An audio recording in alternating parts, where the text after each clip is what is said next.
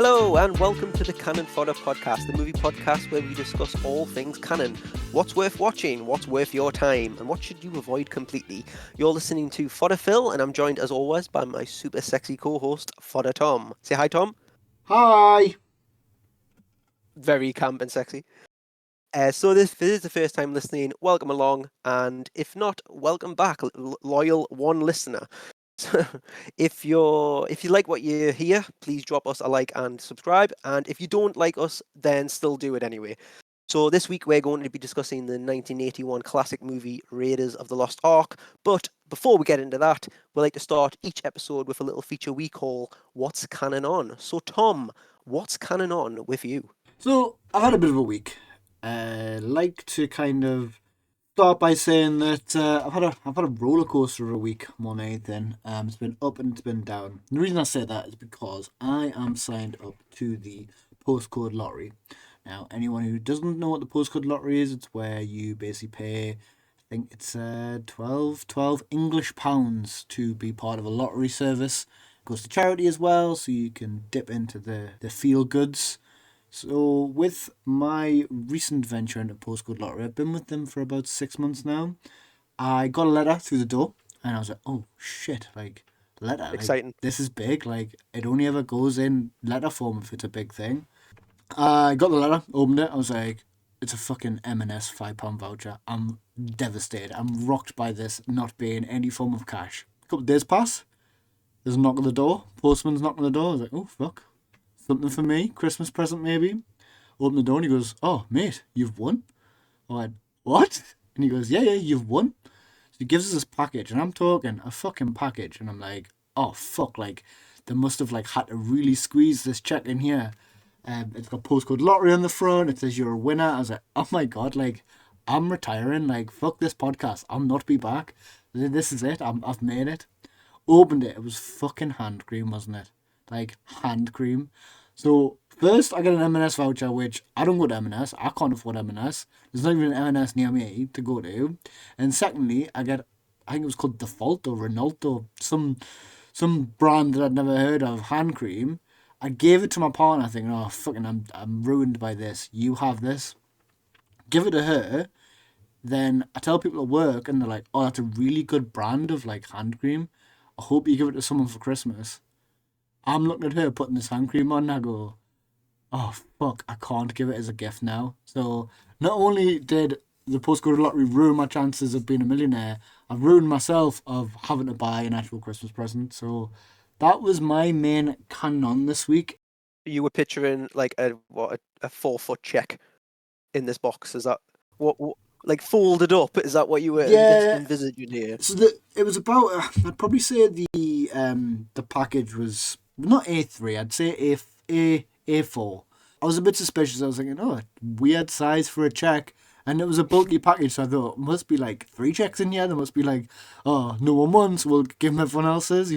I was really banking on there being some kind of cash in there. Or even better, it might have just been a bar of gold. What was I to know? See, it was wasted on you though, because obviously it was like there would have been some poor little old lady in your street. Well, probably not in your street, like, but some postcode lottery advocate who was absolutely desperate to win some hand cream. Never won anything from the postcode lottery, Tom, and you weren't even grateful for your gift. Right, well, I didn't want to come. I didn't want to come to this, but I'm glad you've brought this up, Phil, because Yeah. podcast listeners, you won't know, but I'm one finger short of a full deck. I feel like the postcode lottery sent this as a jab at me because they know that my hands are a sensitive subject. So like, fucking, let's send the bastard some hand cream for his 9 digits.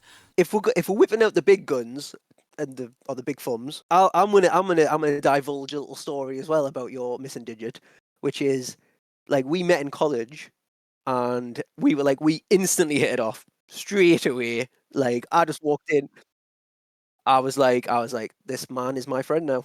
I've nobody in this world, but this man is my friend. And we're connected, and we're like straight away like buddies, like way, hey. It was great times. And then we both met partners. It was great. And then I introduced my partner at the time to Tom, and I was like, "Oh, this is Tom. This is like like this is my best mate." everything's great, everything's fine. Like she loved you, you loved her, everything's great. I met you, like, we introduced your partner as well, everything's fine. And then we're like, wave goodbye, waved with our hand, missing fingers, yeah. And we're left, and then my partner was like, oh, Tom's lovely. Tom's lovely. And I was like, yeah, Tom's lovely, isn't he? Yeah, he's a great guy. Yeah, he is. Yeah. But what happened to his hand? And I just went, what the fuck are you talking about? And she went, he's missing a finger. What happened? And I was like, you talking shit? He's not missing a finger. He's got all of his appendages. This is my best friend. I've known him for 5 days. What are you talking about? And I was like adamant. I was like, you're just mistaken. Clearly, you don't. You're mistaken here. He must have had it, holding that coffee cup in a weird way or whatever it may have been. And then next time we were just passing each other, I was like staring at your hand, like, holy shit, you're right. He's only got 9 fingers. This guy. But if that's anything, Tom, that's a message of love, because I saw past your disability, to the real person underneath, the soul that does have all 10 fingers. And I connected with that person, and I love you I love all of you, all 9 fingers of you. So Thanks, I hope man. I hope that's quite all right. But I will return the hand cream that I bought you for Christmas now, though. Okay, no, that's fine. Yeah. Just, I mean, postcode lotteries on my shit list for going against my disability, and anyone who makes gloves, like, they don't make 4-finger gloves. It's a fucking nightmare. Phil, what's been Canon on with you? Well, I don't have much to share this week. I don't have spare money to waste on postcode lotteries. Every day is a lottery for me, day to day. But we did obviously go away this week and try and watch the Raiders of the Lost Ark, make notes upon it, get prepared for the podcast in the professional ways that we are, obviously. So I did that. I sat down, I was all prepared. I had my little notebook. I was like, right, off we go. However, I totally forgot the name of this movie. I can't lie, it did not go well. But what I did was, like any rational human being would do, is I went on my streaming services and I just searched Indiana Jones. And then, of course, they all came up. And I just, on total autopilot, I could see the year of release. So I went to the first one, the earliest year of release one, press play, got my little popcorn bucket ready, got my little notepad ready, pushed my glasses up my nose with my finger, ready to go. And it wasn't until I was like 4 minutes in that I was like, I'm pretty fucking sure this is the wrong movie, like, because it was in China, it was in Asia. I was like, there was no Asians in the first movie. I'm pretty sure. I could be mistaken, but I was like, no, like, it must be, because it was the first one, and all the other ones were later than that. Which then got me in a total rabbit hole that I realised that they must have changed the title of this movie when they created the franchise, which brings us nicely on to the canon, Tom. So what I assume, and this is my total headcanon right now, and I'm basing this purely off posters and my failed attempt at watching this movie the first time round correctly, is that this movie was originally released with the title of Raiders of the Lost Ark, and then obviously it became successful, as we know, and then that's changed into Indiana Jones and the Raiders of the Lost Ark, and then every single subsequent movie after that is called Indiana Jones because he's like the selling point. But what I think happened is that it was released as Raiders of the Lost Ark, and now obviously we know it. I know it. I think probably we even introduced it maybe on the podcast as Indiana Jones and the Raiders of the Lost Ark. Play the clip, Tom. But I'm not sure. But anyway, I got a solid 10 minutes into the wrong movie, which isn't a great start. However, what I do have, luckily, because I was super prepared, is my notes from that sit down session. And what I've found, Tom, is that my notes are almost identical for the first 10 minutes of each of these movies, which I don't know if that's a good thing or a bad thing, because obviously it builds up that, that lore, that approach, that you're getting, what you're getting when you sit down for an Indiana Jones movie, you're getting that familiarity. But also it kind of put a little bit of a sour taste in my mouth, because I was like, have they just found the formula for the money here, and are they just repeating it from what it was in the time? But yeah, I thought that was a little bit of an interesting side note, and I think it ties in nicely because we talked about Star Wars a little bit last time round. We'll not go down the Yeah. Star Wars hole again, but that was the same thing. It had Star Wars Episode 1 Star Wars. It wasn't called Episode 1 Star Wars. It was just called Star Wars. But it was the first ever one. It was known as Star Wars. But obviously, all the generations after that who weren't the original know it as A New Hope. And that's obviously a kind of change to the canon based on how successful it was or how unsuccessful it might have been. And I just think it's interesting and it's funny how if I was like wanting to get into a film series, somebody who didn't know anything about Indiana Jones, and I had to search for Indiana Jones, the first movie I find might not even be the first actual movie that I should watch, even though I've searched for Indiana Jones. I found a movie that isn't actually Indiana Jones technically. But yeah, I don't know if you picked up on that when you were looking at the titles, or if you planned ahead with your bachelor's degree in knowledge of Indiana Jones and cinema. So, can I check? Have you watched Raiders of the Lost Ark for this episode? I did watch Raiders Right, of the okay, Lost because Ark I was this episode. panicking thinking, you've wrote No. 10 minutes of notes for 3 different films and I'm going to have to, like, absolutely carry. Like, what the fuck? So, I'm glad you've watched it. And no, that's good. That's good stuff. I did save myself and managed to find the right one. But it was, touch and go for a moment. I could have committed. Sounds it. It's lucky that probably in about 1997 or something, ITV1 played it on daytime TV and I watched it, because otherwise I would have had no idea I was watching the wrong movie. I would have just thought it was the right movie. Because obviously you told me, Tom, what movie we're watching, but do I listen to you? Probably not. I didn't even notice you had, 9 magic fingers. Tom Thumb, that's what they call you. Yeah. What? Yeah, one giant thumb. You're like the thumbs of what's called Spy Kids. Spy Kids 2. That's just you walking around. You know what it is? I think about them characters, like, at least weekly. Because They're fucking scary, man. The fucking horrifying. Yeah. Like, I remember going to the cinema to see that film and thinking, oh, like, this is a bit fucking nuts, and then when that other guy, doesn't he get like fingers on his head or something? Like the like main dude who's like bad, but he's not quite bad. It's fucked up. Antonio Banderas is in it, and so is Danny Trejo. It's a fucked up film. And Megan Trainor's husband. That's the main Antonio kid. Banderas? No, the main kid. Oh shit! Really? Oh, that makes us feel so old. Oh no. But yeah, I mean, we went. I don't know about you, but I went to the cinema to see Spy Kids 3D, where the glasses were made out of paper, and it was shit. Like the 3D effects were terrible back in the day. Movie was actually okay, like for how ridiculously CGI it was, obviously. But yeah, that has to be a series. We'll go down the rabbit hole. The of Spy at some point. Kids. So Spy Kids I series. don't. I fell off after Spy Kids 1. I don't think this franchise is for me. But I have seen that there's like Shark Man and Lava Girl, or Shark Boy and Lava Girl. Are they connected? Are they part of the Spy Kids universe? I don't think they are, but I think it's the same. They rode that wave, same studio. Wave? Same sort of There was no fucking wave for that franchise. Surely not. There's fucking at least 3 movies. There must have been some little puddle. Anyway, should we talk about the movie we're supposed to talk about now? Yeah, let's do it.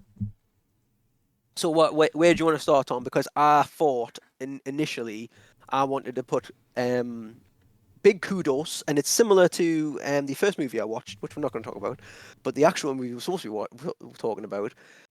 I thought the opening was really good in terms of what had the graphic match of the Paramount logo, which then turned into the mountain scene in the background. I don't know if you noticed that, but that instantly that made me love the movie. Straight away, I was like, nice. We've got the graphic match of the big mountain that we've seen a million times before. And then it turned into the mountain. I don't know what mountain it was in whatever country Indiana Jones was visiting at the time, but it had some mountain in the background. It emerged from the Paramount logo. It set the scene. It set the tone. We didn't see Indiana Jones for the first 3 and a bit minutes. We didn't see his face. I don't think it was necessarily like a big shock to the audiences. Obviously, as we know, we were riding the Star Wars success and Harrison Ford's success. But instantly, that little sort of Easter egg got me on board with the movie. Got me not hooked, but it got my attention. I felt as though a little bit more had been put into this than just a cash grab sort of thing. I don't know if Spielberg was big at the time. I assume he was. He had Close Encounters, he had Jaws, and then Raiders. Before that, didn't really have anything. Jaws is 75, Close Encounters is 77, and then Raiders is 81, then E.T. is 82. So from Raiders, this man has an absolute career. Yeah, so the opening, you're 100% right, like that got me straight in the movie. I was like, oh shit, we're in a fucking film here. This is gonna be a movie. Like, they're doing stuff with the music, it's swelling, they're creating a bit of mystery with the old jungle, the cut between the Paramount and the mountain itself. Perfect. Absolutely loved it. One thing I did pick up, and again, I'm going to go back to Star Wars because I think you can't talk about this film without talking about Star Wars. The music. Did it remind you of anything? Literally, I have wrote down on my notes, Tom, and I will read it verbatim for you. We see Indiana Jones after 3 minutes, and the orchestra is so reminiscent of Star Wars. The touch of John Williams really shows. I couldn't, if I had my eyes closed and you were playing that movie, I probably wouldn't have been able to distinguish that parts of it weren't Star Wars because it was so, it just gave us that little feeling inside with that, I'm not going to sit here and do a Star Wars orchestra voice impression, but we all know what I'm getting at. And if you don't, you've probably seen Family Guy, you've probably heard it. It just gave you that little sense of it, and obviously the iconic face of Harrison Ford going with that. It just gave us that bit of nostalgia, and maybe it was a cheeky little way to get those fans in who really like Star Wars and get them hooked in this other franchise that obviously, as we know, ran and ran and ran. So I like that you're saying it's a compliment because I'll read my notes verbatim now. Is John Williams a lazy bastard? Does he just recycle old music from old films? That opening scene is literally Dagobah in Empire Strikes Back, which came out the year before. Is that because, though, it's using the same instruments, Tom?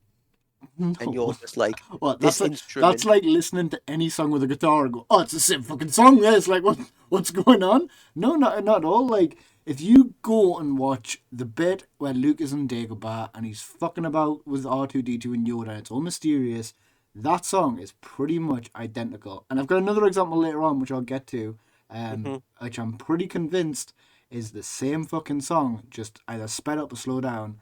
I think John Williams is... I mean, he's good at what he does. Don't get us fucking wrong. I'm not shitting on John Williams, but I think he might have been a bit lazy here. I think he probably thought, this film's not going anywhere. Who's this Steven Spielberg? He did Jaws. All right, then. I think John Williams doesn't put his arse into gear until he knows it's a surefire. So instantly, rather than getting the nostalgia vibes and appreciation for it, you've got bitter, and you've been like, "This is just a copy." I'm not bitter. No, I just like if you'd asked us, like what's similar about Raiders of the Lost Ark and Star Wars, I would have said, well, nothing. Like there's no similarities. I know that it's very much a case of there's Easter eggs. So I know there's a C-3PO and a R2D2 like hieroglyph on a wall somewhere. Yeah. Couldn't fucking find that for the life of us. But if, like you said, I'd shut my eyes and you said what film's on now, I wouldn't have been able to tell you. So for me, I think that takes away some points from the film because it loses some of its uniqueness when it's playing on that member berry thing of, like, I've heard this before, I quite like it. I was not expecting that. I was going to ask you what it comes into play a little bit more later. However, what version have we both watched? So that's my question because pivotal. I think I missed a scene, but I don't know if it's the Mandela effect where I just think something happens and it actually didn't. So I don't know if I watched the complete package, and I don't even know if I haven't even looked into this. I don't know if a complete package for this film exists. But the one on YouTube, I'm pretty sure was missing certain not scenes, but certain bits to try and get it in that PG margin. Ooh.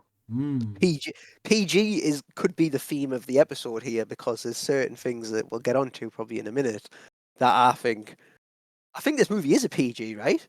It is. It's a PG, and I checked that on YouTube when I was watching it. I was like, this film cannot be a PG. Surely fucking not. It was the 80s, Tom. It was a different time. Yeah, but fucking and you RoboCop. can, RoboCop was an 18 only because of that scene where Murphy gets absolutely obliterated. Like, and yeah, in the first 5 minutes. that's it. Every other scene in that film is fine. No, nothing else happens. Like, that could have passed for a PG if that guy did not get like the shit shut out of him.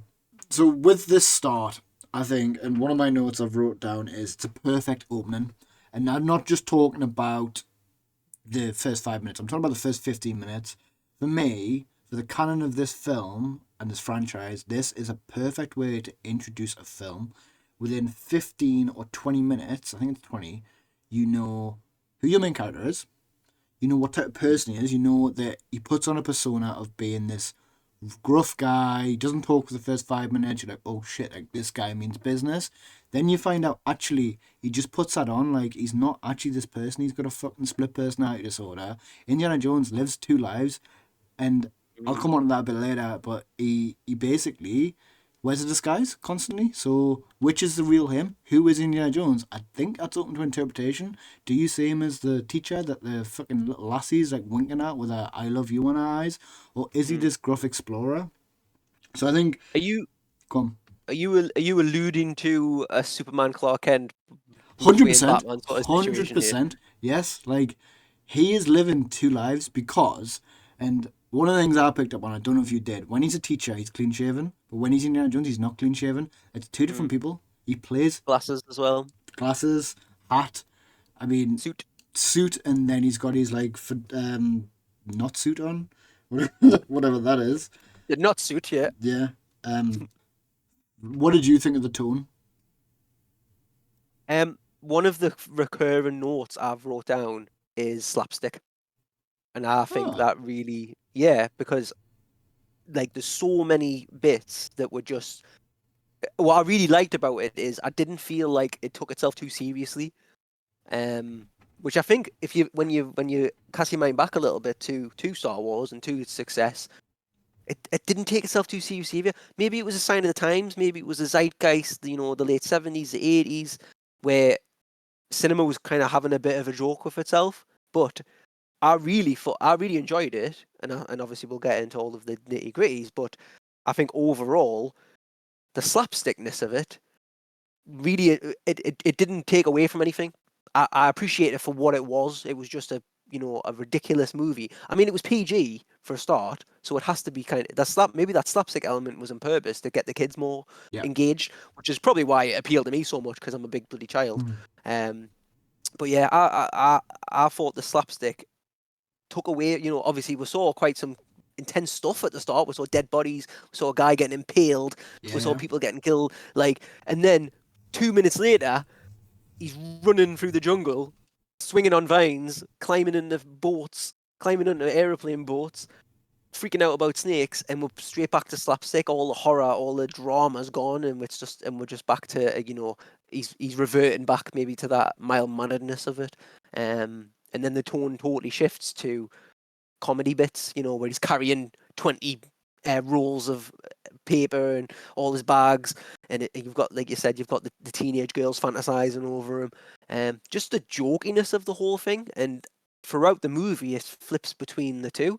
But I like that. I had no problems with that at all. What did you think of the tone? I was of a similar mind. I thought the tone was all over the place, and again, not done any research because why would we? We're only doing a podcast.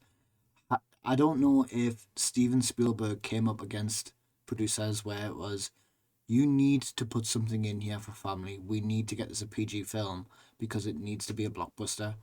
So I don't know if he was up against that because, and not to jump to the second film, but I found the second film when I watched it last. I've not watched it for this podcast yet. When I watched it last, to be a lot darker. So I don't know if this film was a runaway success and they just went, yeah, do what the fuck you want. I don't care. I think the rating of the next film is a 15. I think it goes higher. So I think the tone of this film is all over the place, and for me, it was quite jarring to see. Like you said, 1 minute. I mean, again, I'm gonna jump ahead, but in Cairo, like that was just like, oh, this is a family film. And then in the start of this film, I was like, this is a fucking horror movie. Like the spiders on the back of his thing. Like you said, that guy gets impaled. The last flipping scene, then people's heads are melting and getting blown off. Like the tone is just all over the place, and for me, it screams internal like dispute between director and producers who want it over the line. Or is it? You could be right. I haven't done that research either. It's not like I'm, the talent of a podcast. I don't need to do that. But maybe it's a love child. It's just a pet project that Steven Spielberg has done. Maybe with some influence, obviously. The money's got to come from somewhere. But these are all these crazy ideas he's had along with his writers, and they've just amalgamated them into one. Because you're right, you could edit this movie into any genre you want, 100%. essentially. Yeah. But like I said, I kind of embraced that, whereas it sounds like you've kind of not been able to find what you're sticking to genre wise.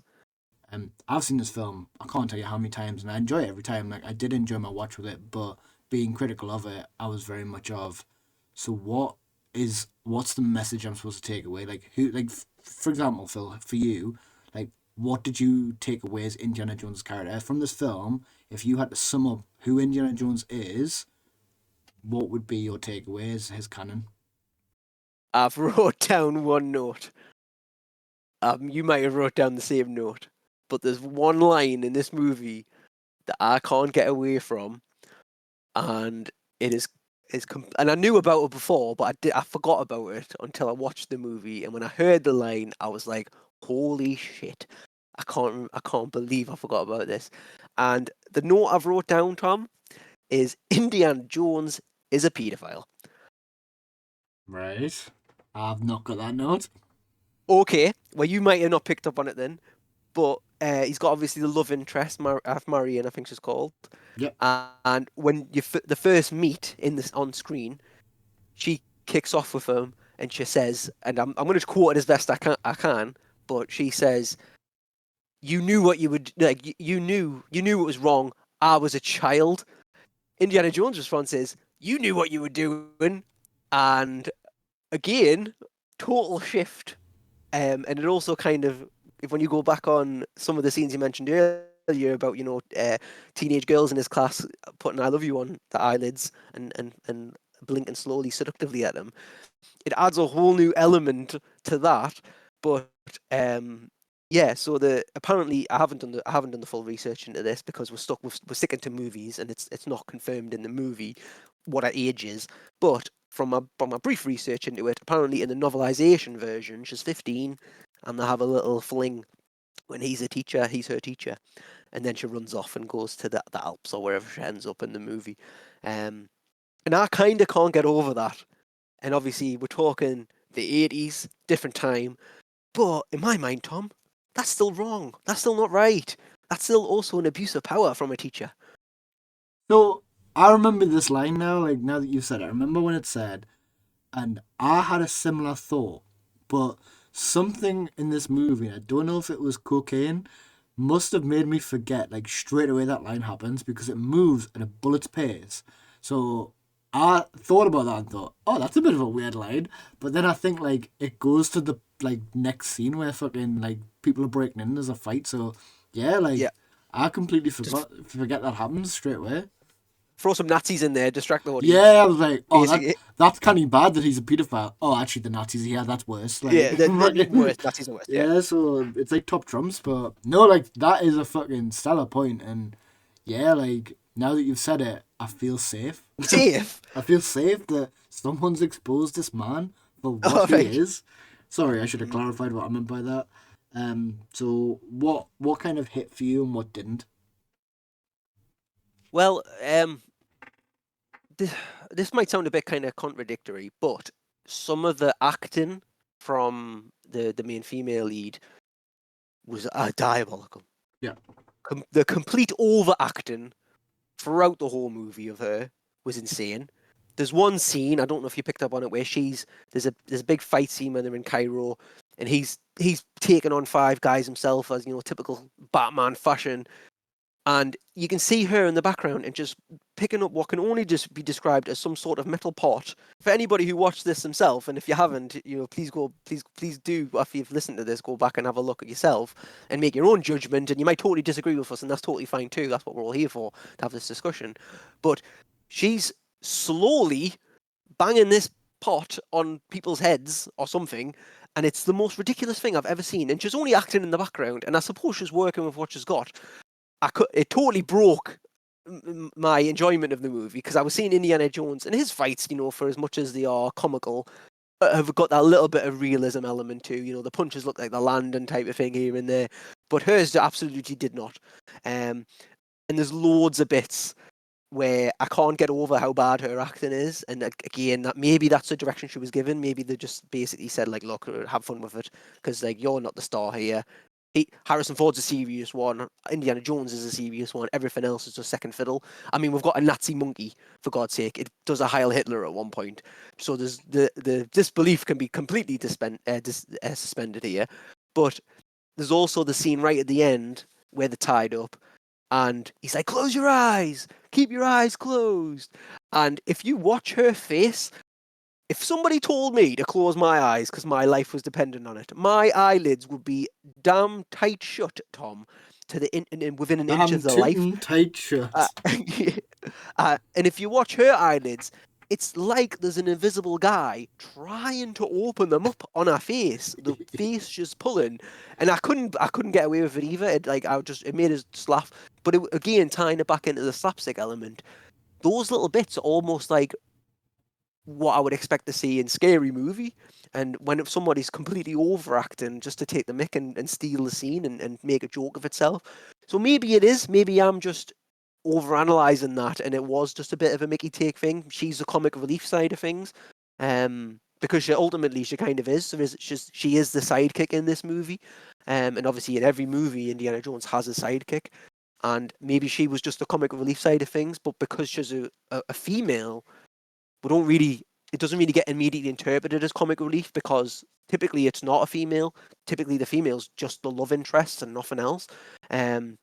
But she was a very strong character, and maybe the comic relief was just there to have a bit of fun with it as well, as we've said.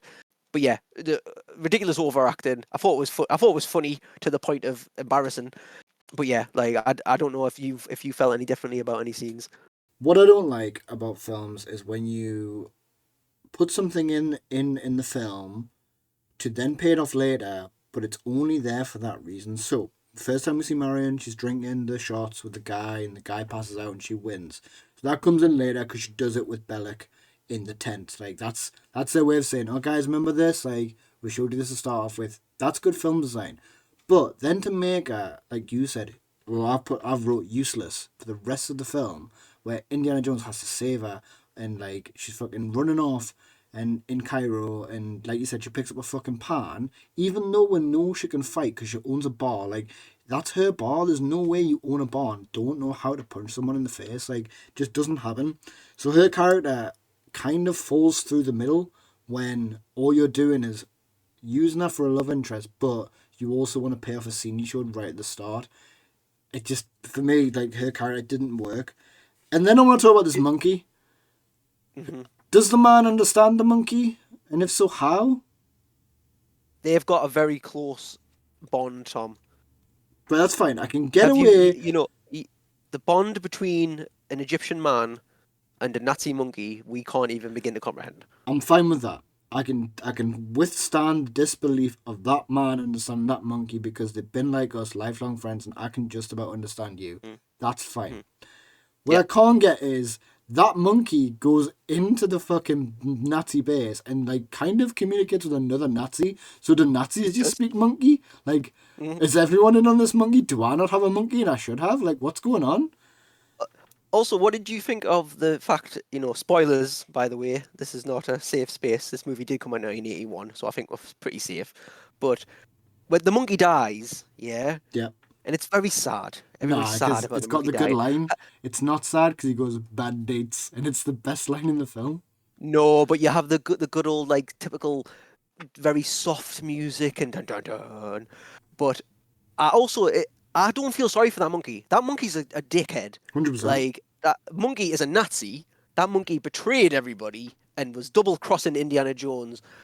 I'm glad that monkey's dead. That monkey did not deserve to keep going in this film. Yeah, and like... In real life, I'm sure the actor monkey is totally cushy, and I'm happy. He's dead now. That monkey's dead now. He's definitely dead now. Yes, he definitely is.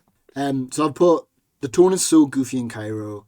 Like it's such a like it's very Star Warsy of like run away, like hide in a basket, all that shit. I found as well that this film does a really clever trick, which is, and I think this is part of the canon. I hope they follow it through in the later films.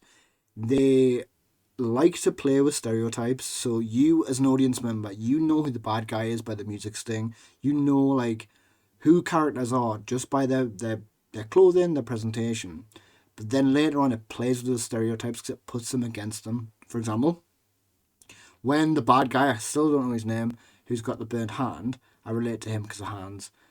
He brings out those nunchucks and they turn into a fucking coat hanger. Like, that is amazing because I was sitting there going, oh shit, like, no, he's not a bad guy, he's just got a coat hanger for his coat. And then later on, Indiana Jones knocks out a guard, steals his uniform, and it doesn't fit. Because at that point, and I couldn't remember that happening, I thought, how the fuck's that going to fit him? And it doesn't. Like, the film plays with loads of stereotypes really well. And I think it's a really good thing for it. And like I said, I hope it continues to do that through the series. Probably won't. Those are the slapsticky things that slapsticky is a new word I've just invented and coining. But those are the slapsticky things that I've really enjoyed about it. That's where the tone for the movie of me doesn't take itself too seriously, and that's what I've embraced. I've embraced like, oh, like this is just a joke of a movie. Like I don't have to look too deeply at this. Like, oh, there's a Nazi monkey now. Oh, that's fine. Like I've embraced that. And it sounds like you have as well, a little bit with some elements of it. But Yeah, definitely. Like, there's some parts where I was like very committed to the bit of, yes, like let's fucking have fun with this movie. Let's do it. But like I said, there was just some elements where when I was being critical, I was like, I don't know if they knew what this film was at this point. I don't know if they knew this film was good. Like, I think they were cramming quite a bit in, and like I said, producers were coming in saying it needs to be PG. Like, put some kids in, put some fucking monkeys in. Like, doesn't matter if it's a Nazi monkey, just make it a fucking monkey. Like, so with the canon of this movie, then. So I asked you earlier what kind of person Indiana Jones is.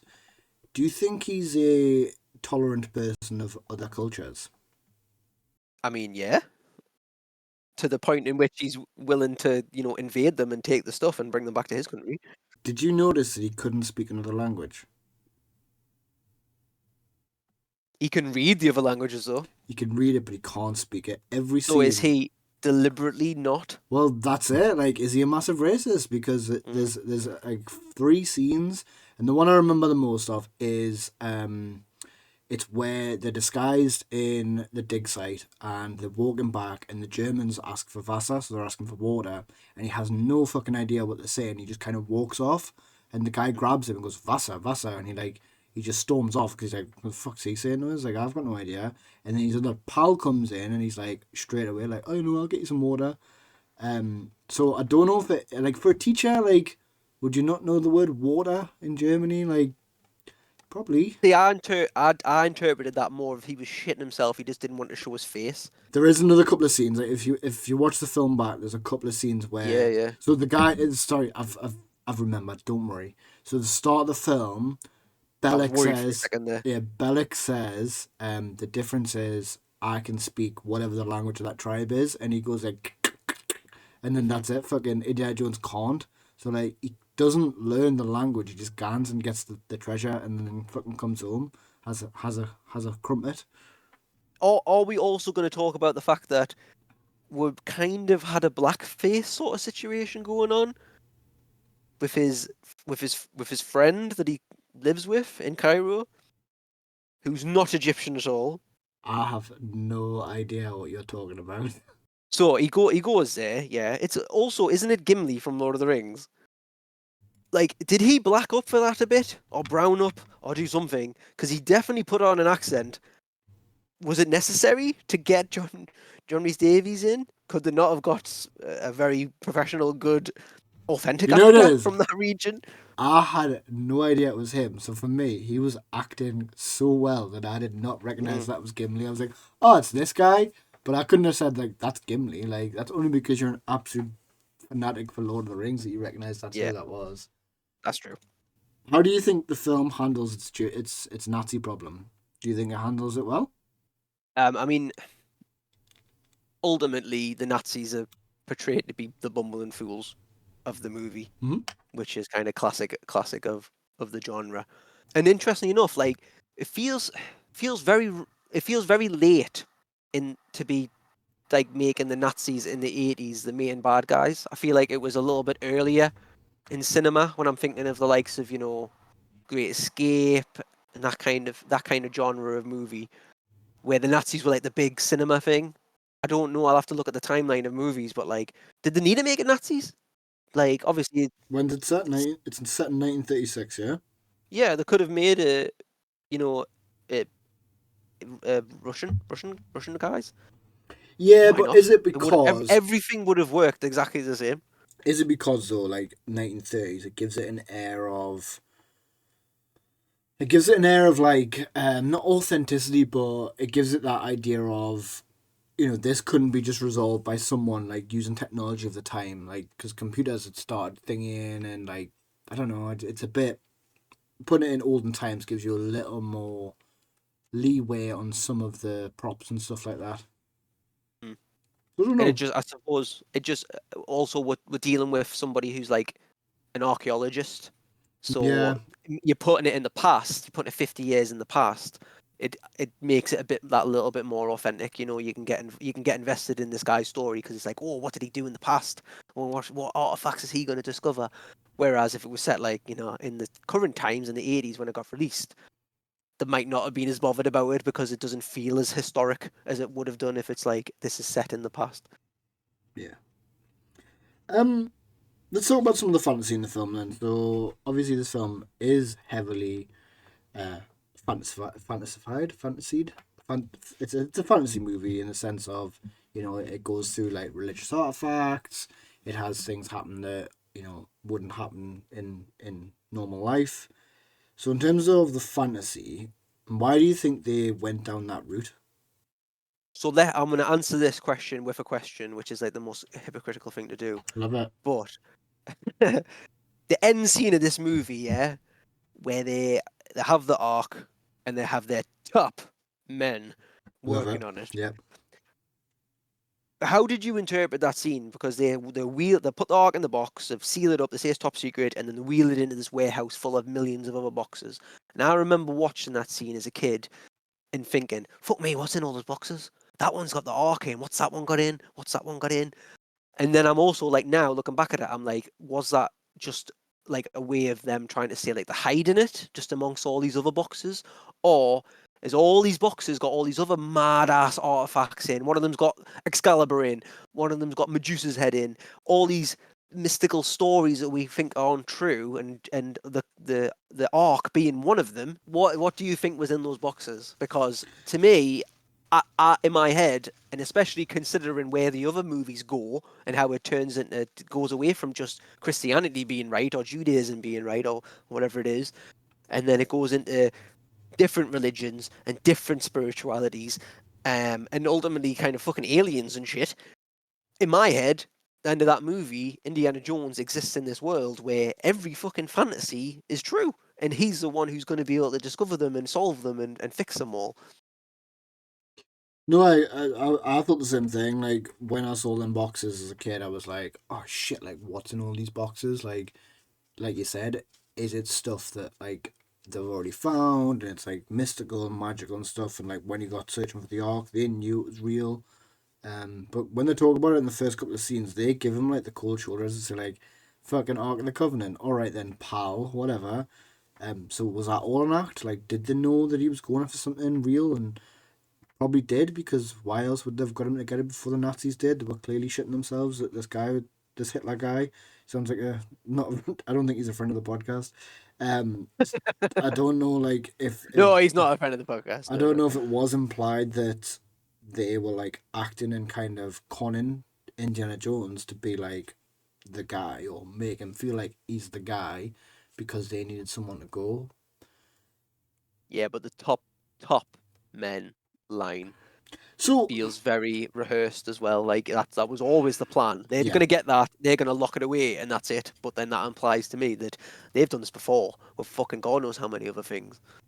yeah, and one thing that I don't know how I feel about it. So with this movie, Indiana Jones doesn't say anything. Like, he's never the guy who sees like the magic or the genie come out of the box. It's always like us as audience members say it. And for me, I don't like that element of the film. I would prefer if we didn't see what was in the ark. Like, if it was like, close your eyes and then, like, I don't know, he fucking opens his eyes and everyone's got no heads. Like, you know what I mean? It's just implied because I think cinema works really well with what you don't see and it's implied that you see than what you actually do see. And don't get us wrong, that end scene is fantastic when those heads are exploding. Them practical effects are amazing. But now, as an audience member, why are we given that information to know that this exists in this world and Indiana Jones isn't? Why have we got to be keeping the secret?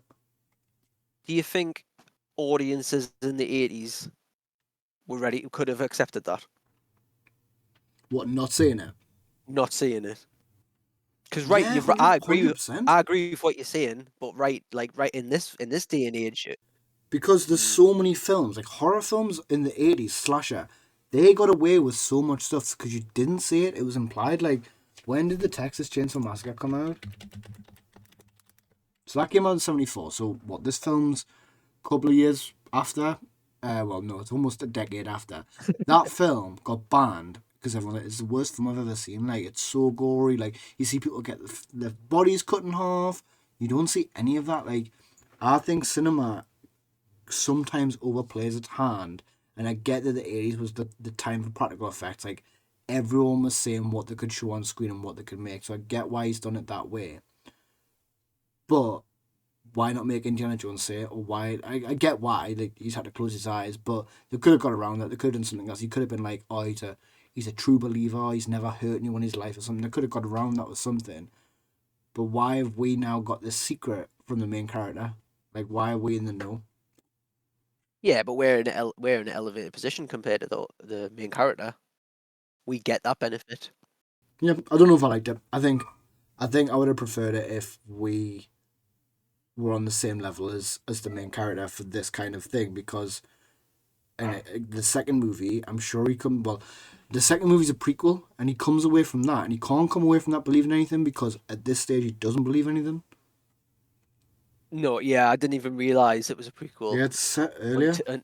Until I watched it the other night, and then I realized that's when it dawned on me. So for me, like, playing this trick, you can only do it once, and they've played it here. If they'd done it in the prequel, because he didn't believe in the first film at the start, yeah, perfect, makes sense. I get that. Just give us that little tip to say, oh well, you guys know that he believes in the end, so we're gonna, like, he doesn't have to say it now. On the subject of practical effects and Easter eggs, this film really scratched my itch because there's so many little Easter eggy things I love about this movie. For example, the snake pit and the snake that when Indiana Jones falls in, and the snake that coils up against them and ready to strike. That shit's real, man. That's a real snake in front of a glass panel. Yeah. And the actor Harrison Ford. This is like, this might be common knowledge to everybody now, but I'm very happy to talk about it because I love it. But that kind of thing, I really appreciate that as a cinema viewer, and talking about the story behind what I want to get behind it, and the kind of love that goes into that, because they could have just done a shitty little fake snake from behind. You wouldn't have really been able to tell much difference. But putting that in there makes the movie a bit more of a kind of a love letter to cinema, and it's somebody's put the effort in to do that. And there's a couple more scenes like that as well. And at first, I wrote down a negative comment, and I don't know if this is going to be in the version you've seen, Tom, but there's the scene that I don't remember seeing as a kid, and I think maybe some of it was edited in maybe the Blu-ray release. But there's a bit where the ark's locked up, and a rat comes out and sort of reacts negatively to the ark. Did you see this scene? Yes, it's on the ship, right? Yes, and then Yeah. the bit that looks CGI to me, well, the whole thing looks CGI, is like it turns into blue flame, and I'm like, that don't look right. Oh, And I didn't have and blue if that flame. is, well, if that okay, so that bit probably is edited in, but the rat was a real rat, and I've done my research because I was like, is that a fucking CGI rat? Why have they just thrown in a random CGI rat? Because it's acting so strange, and the way it's moving. Obviously, it's supposed to be reacting negatively to the arc, which I didn't really understand though, because the arc was closed at this point, so I didn't get why it was reacting negatively. But anyway, bit of foreshadowing. But the reason that that rat was acting so strange is because it was deaf, and that's how it moved. And they used that on purpose to get more of a weird reaction to it, to this mystical box that's there. And I loved that. I really appreciated it's that. good. And the fact that there's this rat that, in all fairness, didn't have a lot going for it. But now that rat lives on in cinematic history in this movie and stuff like that. Like, I really get behind, and that really puts a movie over the edge for me. Yeah, that scene though with cars, when he's like riding the horse and you jump between them, fantastic scene. Like that is like pinnacle Indiana Jones for me in terms of like that scene's in other films. It's an Uncharted. Like you play that scene, and I think it's such a good scene. There's a Wilhelm scream in there. Don't know if you picked that There is up. a will. There Your is a will house. version, when the guy drives off the cliff, did his car explode? I can't remember. Yeah, so I don't remember it exploding. for some reason, again, Mandela effect, had it in my head that car exploded. Like, I was like, oh, he drives off and there's like a stupid explosion that never would happen. But it didn't happen, so I don't know if I've just seen it in another film and it's like the car exploded. Maybe you're Um, just expecting it. You're maybe, expecting it. yeah, Cliche. maybe I've been ruined. I've went to the point, Tom, and I thought this would maybe a little game for us for future podcasts, future episodes. I've made an exact note of the time of the Wilhelm scream. I don't know if you have. I have not, no. Okay. Well, do you want to take a guess?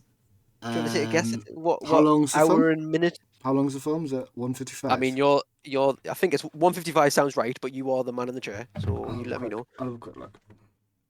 Yeah, so the film's an hour and 55, so that scene, I think, because I kept checking the clock, so I was like, how much film I got left? I think that happens about 1:09. You're a little bit too low. A Okay. little bit too What is it low. then? 124. I'm fucking miles off. What do you mean? A little bit too Yeah. low? No, you. I mean, you said the ones. Yeah, fucking. I don't know why. For some reason, I had in my head the film was an hour and a half, even though I've just told you it was an hour and 55. Yeah, no, that Mm, makes sense. I would have probably went the other side, but no, yeah. fair. It's the last half hour. Literally, almost exactly on the last half hour mark of the film. We'll get the Wilhelm scream. Right. So I think that pretty much rounds up the movie, unless you've got any other bits you want to go through in terms of the film itself.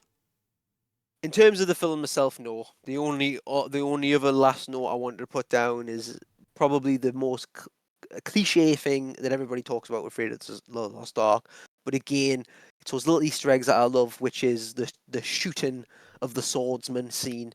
Um, Harrison Ford was ill during filming and Yeah. couldn't bring himself. I think he had the shits. Couldn't Everyone bring did. So himself to do the scene. the whole Yeah, crew was ill apart from Steven Spielberg because he brought his own yes. spaghettios. But I love that. I love that, and that is like probably one of the best scenes of the whole movie.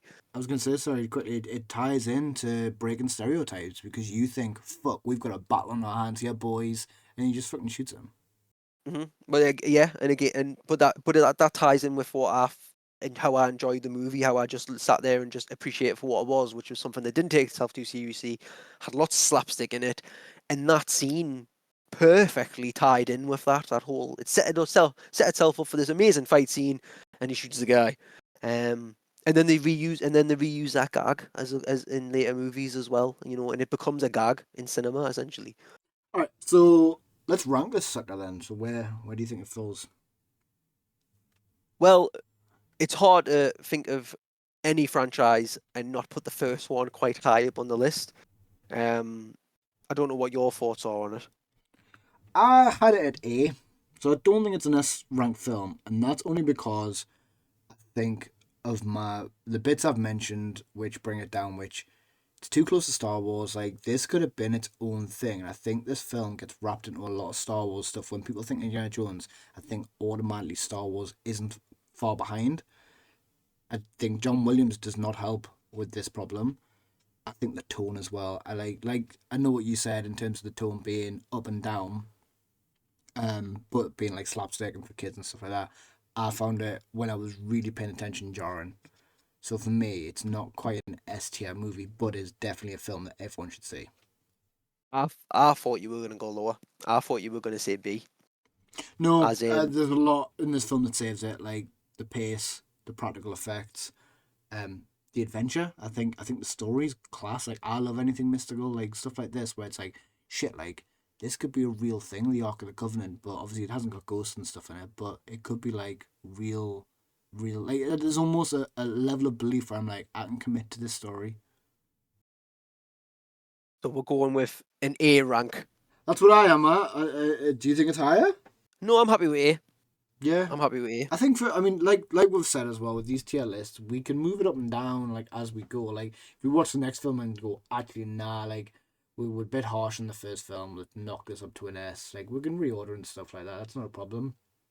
Yeah, but I think what the key thing with this movie is there's so much good to take away from it 100%. that you can't not have it up there. No, I agree. So I put A minus just prosperity. A minus sounds fair. Yeah. Right. Do a little bit of trivia. I don't know how much of this I'm going to keep in. But I'll do a little bit of trivia and see how much you knew. So, trivia time. Let's go. So the first thing I did have was the obvious one about him shooting the guy with the sword. So the plane, the plane that's spinning around, the one that was out of control. Mm-hmm. So that actually ran over Harrison Ford's knee, tearing a ligament in his left leg. Luckily for him, the heat had turned the rubber tire soft, so it didn't crush the bone. Did you know that one? I did not know that. That's a good one. So Ford had his knee wrapped in ice and carried on with the rest of the day. He got some shit filming this, didn't he? Yeah, he did. Rough. Harrison Ford also did most of his stunt work, including the scene in which he's dragged behind the truck. Like, I did not think that was him. I was like, that's a stunt double. But no, he did that. He sustained several bruised ribs from the stunt and later said, if the stunt was dangerous, we wouldn't have done it. Fucking sounds dangerous. So now that we've went through Raiders of the Lost Ark, which we've established is the actual name of the movie, we can move on next week to discussing Indiana Jones and the Temple of Doom, which is actually the full title, if I'm not mistaken. Guy in the chair. No, I don't know. Like that, it is. I'm not even gonna look. You can tell us that little fact next week. I will do. I'm sure. Well, you'll find it yourself when you watch it on YouTube, or find it in your Google Play library. All right, so we're gonna do a segment. This segment is called Picture Book. So Phil, I'm gonna give you 10 films. Right, I'll give you them one at a time, and you're gonna tell me if that film is based on a book or if it's an original movie. Okay. All right. I think I understand. Well, I'll give you an example one. This isn't part of it. I'll give you an example one. So if I said to you Harry Potter, you would say that is a... That is a book, It's even a book. though somebody didn't write it. Well, yeah. The film is based on a book. So Yes. You get the premise. So we'll start with Mad Max. Original. It is original. You're right. 100%. 1 point. One point. The Godfather. Ooh. Original. It is based on a book. You still got Is the book called The Godfather? I didn't know those follow-up questions. I did think, should I write the book names down? But I thought, he won't ask that question. That's okay. Fool That's me. research. That's fine. Chinatown. That's original. It's an original, yeah. Indiana Jones. Book. It is a book, yeah. The Hunters of the Ark. It's called like The Adventures of Indiana Jones or something. I did look at the names, I can't remember them all. Die Hard. Original. It is a book. Oh. Toy Story. Original. Toy Story is original, yeah. Inception. See, I feel that that's quite original. So I'm gonna stick with original. It's an original, yeah. Yeah. I don't know how you do that in a book. Like fucking one of those A to Z's of what It- dreams means, maybe. Or it would be a pop-up book. Yeah. Like that would be the only way to do it. With musical stings from Hans Zimmer as it's going. Ba, ba, ba, ba. Yeah. The Matrix That I know for a fact is a book. is a book. Jaws. Book. It's a book. And the final one, The Thing. Also a book. It is a book, yeah. You did pretty well. I think the only ones that caught you out were Die Hard, Die Hard. Yeah. What a surprise. Godfather. Other than that, you did spot on. Thank you. That was my segment called Picture Book. I enjoyed that, Tom. Thank you. Yeah, you're welcome. Anytime. That's a wrap on today's episode, which is Indiana Jones and the Raiders of the Lost Ark, or as we've clearly established through the canon, Raiders of the Lost Ark, or the Treasure Hunters. If you liked what you heard today, please give us a like and potentially a subscribe. You can do that at YouTube at CanonFodderPodcast. You can also find us on TikTok at the same handle. Again, that's at CanonFodderPodcast. We have an email. Should you want to send any feedback, any questions, or if you want to just send us some dick pics, go for it. You can do that at thecanonfodderp@gmail.com. That's thecanonfodder, the letter P, not P-E-E, @gmail.com. Or you can find us on Reddit at r/CanonFodderPod. And finally, one final thing to plug from me. If you're interested in video games and video game-like things, I've been doing some stuff on YouTube myself, at FodderTom. I've recently just done The Mummy Returns, which is a piece of shit PS2 game, which I was very excited to play and very bummed out by the end of the video. I'm also going to be putting out some giveaways next month, which I'm going to tie into this podcast as well, just for anyone who wants to give us a like and subscribe. But yeah, thanks for listening, everyone, and I hope you all have a fantastic week. Take care. Bye.